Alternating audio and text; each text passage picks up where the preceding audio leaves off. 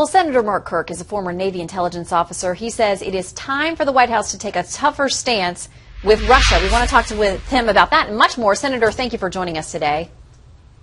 Thank you for having me, Shannon. All right, let me ask you, do you have any doubts, or where are you in this continuum of deciding just how culpable Russia is or isn't with shooting down this Malaysian airliner? And if you do think no doubts about Russian guilt here.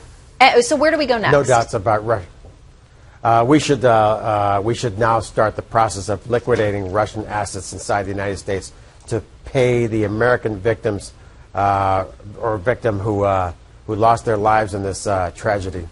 To make sure the Russian oligarchs always know it's going to cost them hundreds of millions of dollars in their overseas accounts to allow an action like this. We need proper command and control of Russian air defense assets. How concerned are you about these reports that there are separatists who are taking bodies from the scene, taking evidence and personal effects from the scene? There's been a big dispute about access there to international investigators and people who would oversee this. What role can we play or should we be playing with those concerns mounting? I would guess that the Russians are now in the middle of a full-blown cover-up to make sure there's nothing on the site that would indicate Russian active duty complicity in this crime. All right, I want to talk with you about something that's also a very complicated relationship. We have Russia. We have these delayed talks with Iran now over its nuclear program.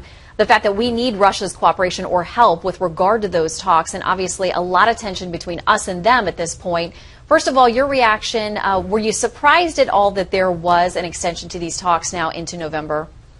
Remember, the key thing about the extension is the United States provided a 4-month extension to Iran after Secretary Kerry testified before the Senate that Iran was only about 2 months away from atomic weaponry.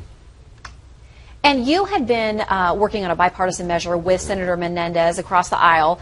And there was a move on Capitol Hill, and you've got a lot of co-sponsors and signed onto this measure in the Senate that would beef up sanctions for Iran.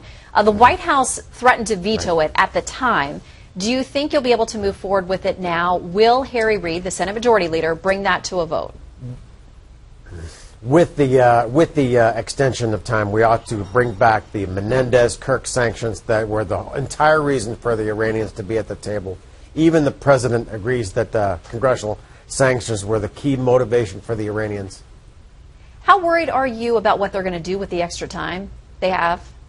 They will likely make a nuclear weapon with the extra time, and if the United States grants any further time and doesn't put in place effective non-military sanctions to make sure that the Iranians have a strong motivation to end their nuclear program, this will likely end with nuclear weapons in the hands of the terrorist state of the Islamic Republic of Iran.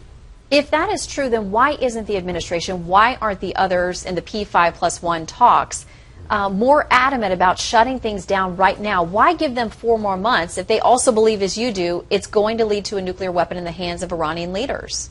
Right.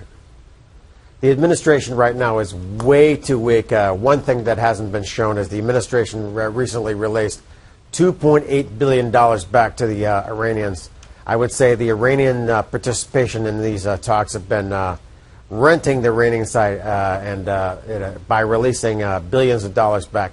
The administration has already issued about 50 years worth of payments to Iran that would cover their payments to Hezbollah. Well, there are a lot of folks out there across the world questioning the decision to do that and to give the Iranians access to those restricted assets. We will continue to watch the measure that you have in the Senate. And, sir, we thank you very much for joining us today, Senator Mark Kirk. Thank you. Thank you for having me on.